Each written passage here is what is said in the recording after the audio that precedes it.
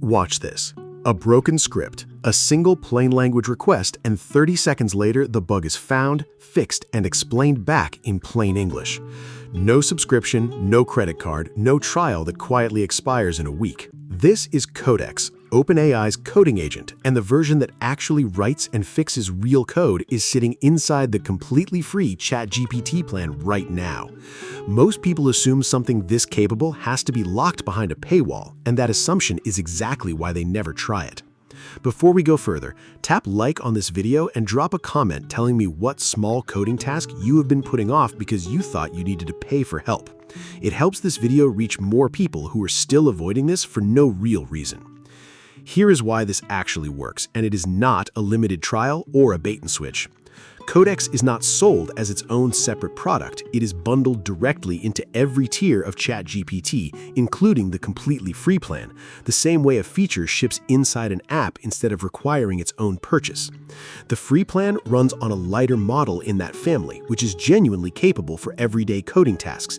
It is simply given a smaller usage allowance than the paid tiers, so the tool itself is not the limited part. Your monthly quota is.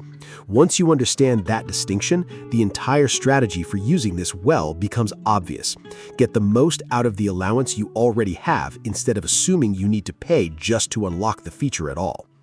I only share methods that I test myself, so let's actually open this up and set it up together. Go to ChatGPT and sign in with a free account. No payment method required at any point in that process. From there, you have two ways in. Use Codex directly inside the ChatGPT interface for quick tasks, or install the Codex command line tool on your computer and sign in with that same free account for local development work. Either path draws from the identical free allowance, so pick whichever fits how you already work. The browser for something quick, the command line if you're comfortable working in a terminal on real project files.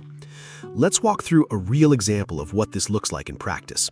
Say you have a small personal project, a script that is supposed to rename a batch of files but keeps crashing halfway through.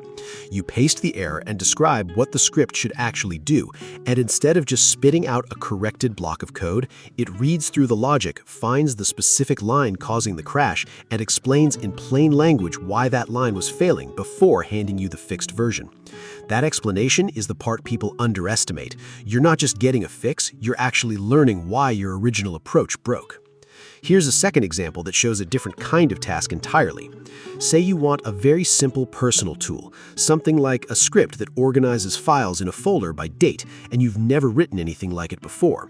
You describe exactly what you want in plain English, no code of your own required, and it builds the whole thing from scratch. Then you can ask it to walk you through what each part does, so it's not just a black box you're trusting blindly. Here's the mistake that burns through people's free allowance faster than anything else, so pay attention here. People point every single task at even a tiny one-line fix at the most powerful model available inside Codex, assuming stronger always means better.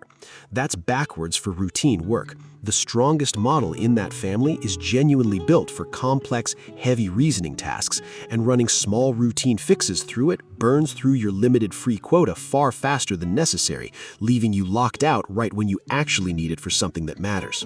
Save the heaviest option for work that genuinely requires deep reasoning, and let a lighter model in the same family handle the small stuff. Your free allowance stretches dramatically further once you make that one adjustment.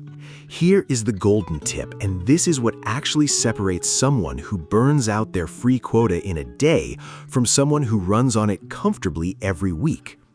Inside the settings, manually switch to the lighter, faster model in the lineup for anything routine, quick edits, small scripts, simple questions, and only reach for the heaviest model when a task is genuinely complex.